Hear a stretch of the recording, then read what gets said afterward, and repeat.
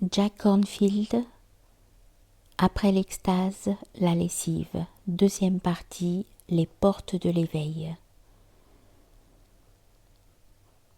On trouve dans chaque tradition spirituelle des récits d'individus qui se sont éveillés de leur état ordinaire, semblable à un rêve, pour entrer dans le mode d'être sacré.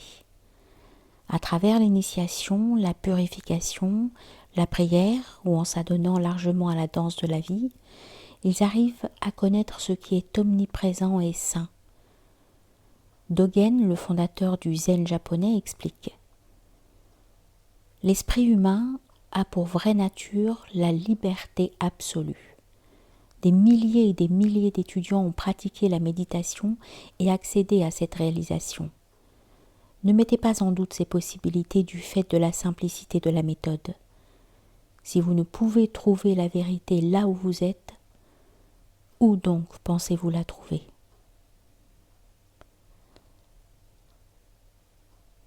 Aussi sûrement que chacun de nous connaît son propre prénom, une partie de nous-mêmes connaît l'éternité. Ce peut être oublié ou recouvert, mais c'est là. Comme Nachiketa, nous avons seulement à solliciter la vérité et nous apprendrons qu'elle se trouve dans un miroir. Mon maître Ajahn Chah appelait ce centre de sagesse à l'intérieur de nous « celui qui sait ». Les pratiquants interrogés dans ce livre l'ont découvert en eux-mêmes. Mais celui qui sait n'existe pas uniquement chez les pratiquants. Une enquête célèbre sur la vie spirituelle américaine révéla que la plupart des personnes interrogées avaient eu à un moment de leur vie une expérience mystique. Les enquêteurs découvrirent également que la plupart de ces gens ne souhaitaient pourtant pas que cela se reproduise. Pourquoi ? Lorsque nous n'avons pas de mots pour une chose, nous ne pouvons la comprendre. Elle n'entre pas dans notre vision du réel. Et si nous tombons dessus, nous risquons, comme le montre cette étude, d'être pris par surprise et effrayés. Les anciens cartographes avaient pour habitude d'indiquer sur leurs cartes les régions inconnues en les nommant « territoire des dragons ».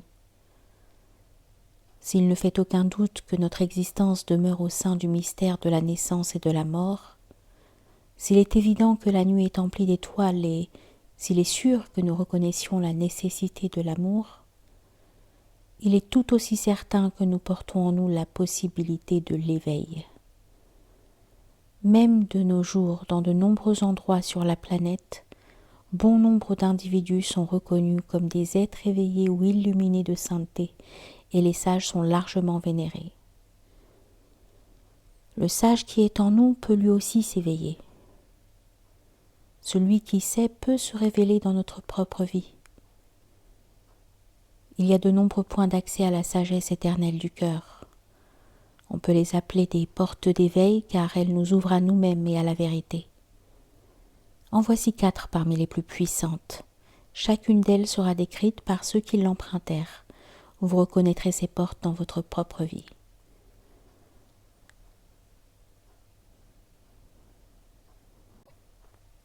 Chapitre 4. Le cœur, mère du monde. La porte de la douleur. Dépasse toute amertume car tu n'as pas atteint la somme de douleur qui t'a été confiée. Comme la mère du monde, tu portes en ton cœur la douleur du monde. Texte soufi. Nous franchissons les portes d'éveil portées par les mêmes mélodies, les mêmes chants de joie et de désespoir qui dans un premier temps nous avaient menés à la spiritualité. L'océan de la vie nous apporte ces vagues de naissance et de mort, de joie et de chagrin. Comme au début de notre quête, ce sont les douloureuses réalités de la vie qui, pour bon nombre d'entre nous, vont constituer la porte sacrée conduisant au cœur généreux de compassion. Si le choc d'une tragédie, le bouleversement d'une séparation peuvent avoir initié notre retour à la spiritualité, cette dimension d'éveil ouvre maintenant notre être, une octave plus bas à la douleur partagée du monde. S'ouvrir ainsi à cet état, c'est accéder à l'éveil par la porte de la douleur. Il est dit qu'au matin de son illumination, le Bouddha contempla le vaste univers de ses yeux de sagesse nouvellement éveillés. Des larmes commencèrent à rouler sur ses joues. Il vit comment les êtres tentaient d'être heureux en toutes circonstances, et comment, par mauvaise compréhension, ils agissaient de telle sorte que cela débouchait sur de la souffrance pour eux-mêmes et pour les autres. Certains racontent que lorsque ces larmes touchèrent le sol, elles prirent vie, devenant Tara, la déesse de compassion. Si vous allez à Jérusalem, au mur des lamentations, vous verrez les mêmes larmes et les mêmes pleurs de compassion. Ces larmes ne sont pas versées uniquement pour le temple perdu d'Israël, mais pour les peines de tous les êtres qui vivent séparés du divin. Matin et soir, le cœur appelle à la prière. Dieu, réponds-nous, car nous sommes dans une grande détresse. S'il te plaît, écoute nos pleurs et laisse ta bonté nous conforter. Avant que nous ne t'appelions, réponds-nous, car même le prophète Isaïe l'a annoncé. Il en sera ainsi. Avant qu'ils n'appellent, je répondrai. Tandis qu'ils parleront, j'écouterai. Sans comprendre l'origine de la souffrance, les êtres humains s'efforcent de parvenir au bonheur à travers la possession, l'avidité, la violence et la haine. L'illusion et l'ignorance étant à la base de nos actions, il en résulte inévitablement de la souffrance. Nos attachements, nos démêlés agressifs vis-à-vis du monde conduisent à des conflits et à des pertes inévitables, alors que tout était fait dans un but de sécurité et de bonheur. Le Bouddha vit ce que tout cœur sage est amené à connaître. La vie sur terre est douloureuse, mais également magnifique. Nos réactions confuses amplifient cette douleur fondamentale en une souffrance encore plus grande. Pendant que j'écris ces mots, des décisions humaines instaurent la guerre dans 28 pays. Des millions de personnes sont affamées alors qu'il y a abondance de nourriture. Des millions de personnes dépérissent dans leurs chambres ou dans les hôpitaux, souffrant de maladies dont nous ne connaissons et possédons les remèdes et les vaccins préventifs. Cette souffrance est la nôtre. Nous n'en sommes pas séparés. L'enseignante bouddhiste Sylvia Boorstein décrit sa visite à la synagogue un jour où la prière pour les personnes en deuil était dite pour ceux qui avaient perdu des proches dans l'Holocauste. Beaucoup de monde était debout et récitait la prière. Je regardais combien de personnes étaient là debout et je pensais, est-il possible que toutes ces personnes soient de vrais survivants ? Puis je réalisais que nous étions tous des survivants et je me levais aussi. Il y a des moments dans la vie spirituelle où il semble que toutes les barrières que nous avons érigées pour nous protéger des douleurs du monde se sont écroulées. Nos cœurs deviennent tendres et à vif. Nous ressentons une filiation naturelle avec tout ce qui vit. Les pleurs des enfants des rues résonnent dans notre esprit. Les scènes de terrorisme, de racisme, de destruction écologique, de pauvreté et d'esclavage emplissent notre conscience comme si celle-ci s'était ouverte aux problèmes de l'humanité et du monde en général. On peut avoir le sentiment d'être dans un charnier et voir la souffrance de générations innombrables tout en reconnaissant qu'il n'y a aucun moyen d'échapper à cela. Pourtant, en ouvrant simplement nos yeux et notre cœur à la souffrance du monde, nous pouvons trouver la liberté et la paix. Comme un futur Bouddha, chacun doit, à sa manière, examiner cette vaste question. Quelle est la vérité de la souffrance dans la vie humaine ? Et quelle est la cause de cette souffrance ? Dans le sermon du feu, le Bouddha parle de la genèse des peines du monde. Nous citons. Tout brûle, l'œil brûle, les choses visibles brûlent, les oreilles et les sons qu'elles perçoivent brûlent, le nez, la langue, le corps et l'esprit brûlent, Et de quels feux brûle-t-il ? Des feux de l'avidité, de la haine et de l'ignorance. Il brûle d'anxiété, de jalousie consumée par la perte, le déclin et la douleur. Celui qui suit la voie considère cette souffrance et se lasse de ces feux. Il se lasse de l'avidité et de la haine qui alimentent l'attachement à ce qui est vu, entendu, senti, goûté, touché, pensé. Fatigué de cela, il se détourne de cette saisie et par absence de saisie, il devient libre. Fin de citation. Voir totalement la vérité de la souffrance revient à accéder à la libération par la porte de la souffrance. Nous ne pouvons jamais saisir ou contrôler avec succès les conditions fluctuantes de la vie.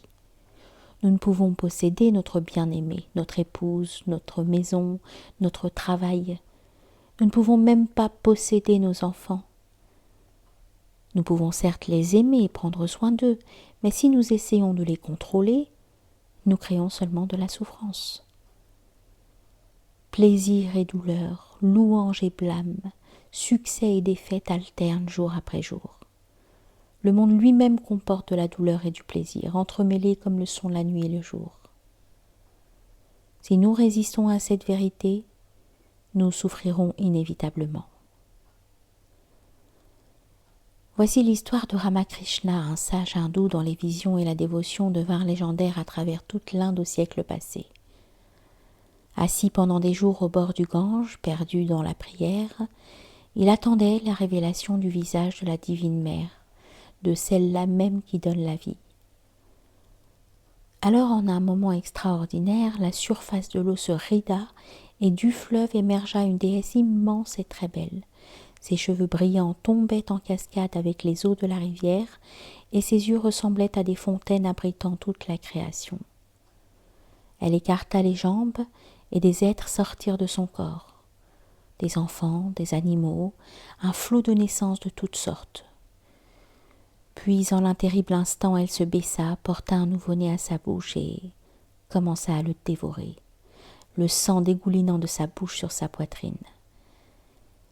Celle qui crée est aussi celle qui détruit. Elle est la source, la continuité et la fin de toute vie. La déesse rejoignit enfin lentement les eaux profondes, laissant Ramakrishna contempler sa puissance.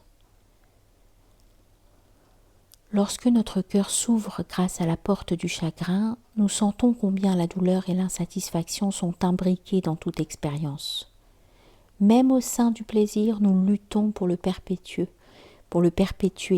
anxieux de savoir quand il prendra fin. Au milieu de nos possessions, nous nous inquiétons de leur perte et la plus belle des naissances ou la mort la plus sereine s'accompagne de douleur. Entrer dans un corps et le quitter est en soi un processus douloureux. Nous savons que tout au long de la journée, notre expérience passe de l'agréable au neutre, du neutre au désagréable et ainsi de suite. Ce changement incessant est en lui-même source de douleur et nos réactions habituelles à cet égard peuvent nous créer un perpétuel sentiment de trouble.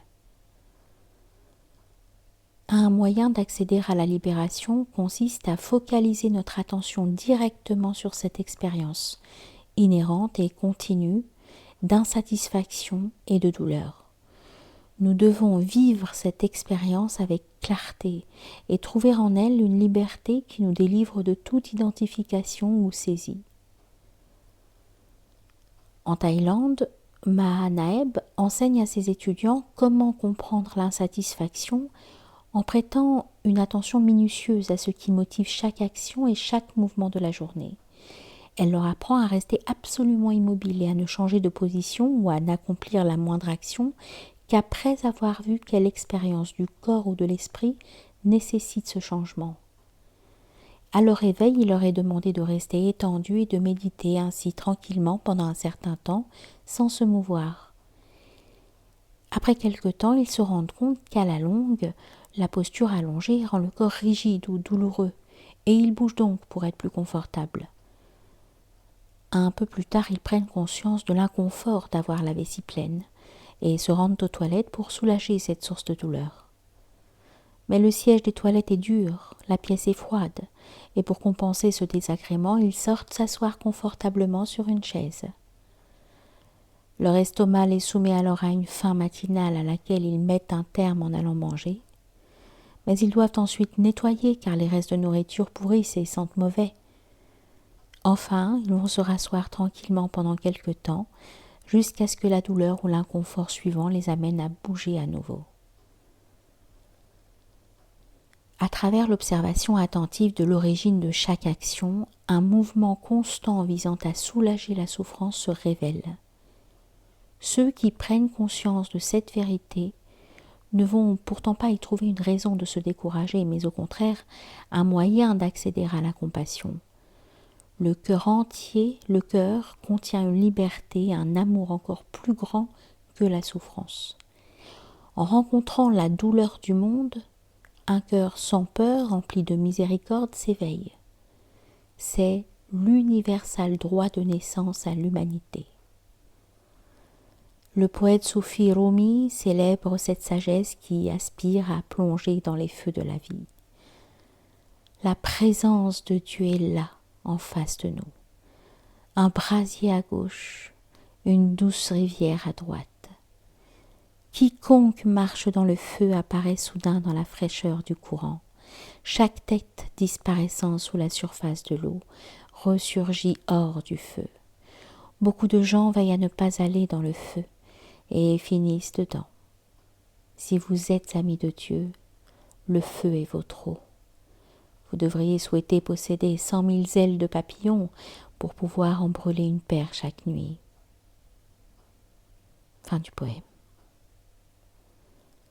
Un instructeur de méditation décrit comment la souffrance devint sa porte d'accès à l'éveil et comment il fut capable de s'adonner, de s'abandonner à ce feu et de s'y asseoir au milieu, immobile.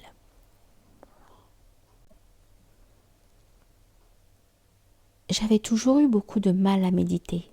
J'avais énormément de tension et de douleur, tant dans le corps que dans le cœur. M'occupant de l'environnement, je m'étais débattue pendant des années au milieu des souffrances du monde et toutes ces images et ces peines ressurgissaient devant moi lorsque je m'asseyais. C'était comme si j'étais au milieu d'une forêt tropicale en proie aux flammes et aux bulldozers. Je vis les ravages de la guerre et de la pollution, le triste spectacle de ce que nous infligeons à la terre. Je m'asseyais et pleurais, mais je tenais bon et faisais face, même quand cela devenait plus intense. Je ne croyais pas à la fuite. Je devais me confronter au monde, m'y plonger. Un changement survint alors. J'étais dans l'ashram en train de pratiquer avec un petit nombre d'étudiants avancés. J'avais éprouvé beaucoup de douleurs physiques au cours des dernières semaines, mais je continuais malgré cela à m'asseoir encore et toujours sans bouger. Mon esprit était posé, tout à fait centré. Mes pensées diminuèrent jusqu'à pratiquement disparaître, et ma conscience émergea au centre de mon cœur. Lorsqu'un son, une sensation ou une pensée s'élevait, je la ressentais immédiatement comme une subtile vibration ondulant à travers l'espace de mon cœur. C'est tout ce que je ressentais. C'était comme si le calme de mon cœur s'étendait au monde entier. Toutes les expériences devinrent comme de petites vibrations, des vagues évoluant subtilement à travers ce cœur vaste et paisible. Puis je m'abandonnai davantage et pénétrai la sérénité la plus profonde qu'on puisse imaginer, sans même un son ni une sensation, si aussi subtile soit-elle. C'était totalement silencieux et vide. Je ne ressentais plus du tout mon corps ou mon esprit, j'étais pure conscience. Toute mon identité s'effaça. C'était à couper le souffle, fantastique, au-delà de la félicité. Je sus qu'après cela, je ne pourrais plus jamais avoir peur de la mort, car seule est réelle cette conscience non née, cette conscience éternelle. Je réalisais que rien dans le monde ne pouvait être comparé à cette sérénité. Chaque objet, chaque son, Chaque pensée, aussi plaisant soit-il, est une perturbation, une douleur comparée à ce silence. Quand je revins à moi, je pus ressentir ce que le Bouddha voulait dire à propos de la souffrance. Comment chaque naissance conduit à la mort et combien est douloureux en elle-même la lutte des opposés, de la nuit et du jour, de la joie et du chagrin, de tout ce qui s'élève et disparaît.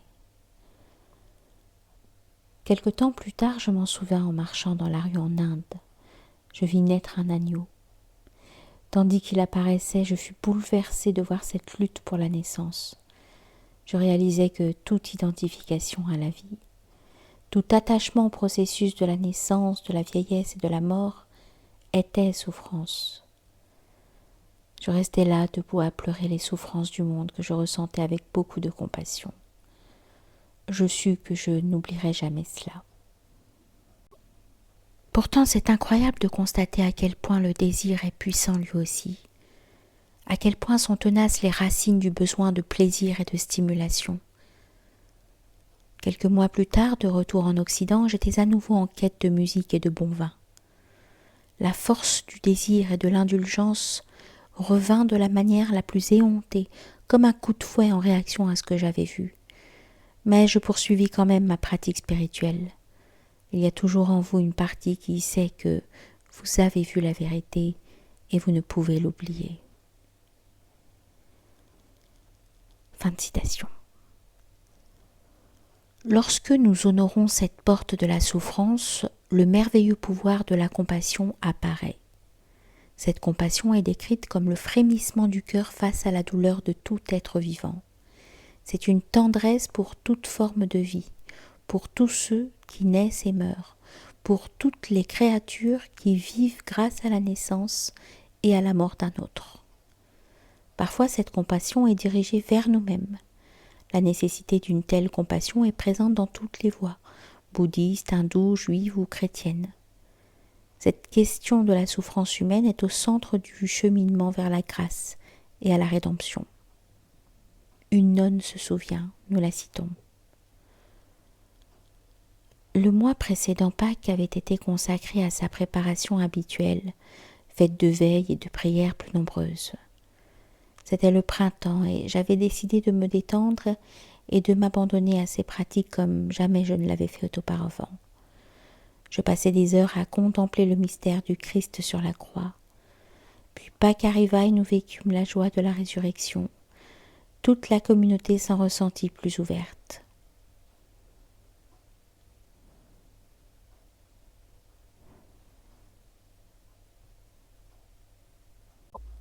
Une semaine plus tard, j'étais un soir dans ma chambre, regardant seule la seule chose que nous avions au mur, un crucifix moderne. Je fus alors submergée de tristesse et de douleur. Mon cœur commença à me faire mal, et je m'étendis sur mon lit, angoissée. J'eus l'impression de mourir, c'était tellement réel. Je fus submergée et commençai à pleurer Jésus sur sa croix, sa souffrance et sa mort. Puis je devins Marie tenant son fils crucifié, et je sus que la crucifixion était encore actuelle. Je devins les mères affamées du Biafra, qui ne peuvent nourrir leurs enfants, la mère emprisonnée dans un tremblement de terre en Chine, se débattant désespérément et incapable de sauver son enfant. Je devins les jeunes soldats des guerres insensées, les vaches et les cochons en route vers l'abattoir. Puis je fus général d'une armée moderne, soldat romain, mère bienfaitrice, seigneur des taudis, tous ceux qui meurent, tous ceux qui souffrent. J'étais étendu là, regardant la douleur du monde, une si grande douleur. Je ne pouvais la supporter. Mon cœur ne pouvait que pleurer. Fin de citation. Puis le Christ fut là dans mon corps. Ensemble nous prîmes la souffrance du monde. Je découvris que prendre cette souffrance avec miséricorde était un acte divin. Cela ouvrit mon cœur. Cela changea ma vie. Quand je rencontre la douleur, ce n'est plus ma douleur, mais la douleur sainte qui ouvre le cœur. Tel est le sens divin de nos peines, relier nos cœurs. Il y a tant de miséricorde à l'intérieur de la miséricorde. Fin de citation. Parfois, cette miséricorde s'apprend dans la solitude d'une cellule. À d'autres moments, nous ne pouvons le faire tout seuls et avons besoin de la présence d'un autre être humain pour qu'il soit témoin de nos peines et qu'il mette le doigt sur ce qui est fermé en nous.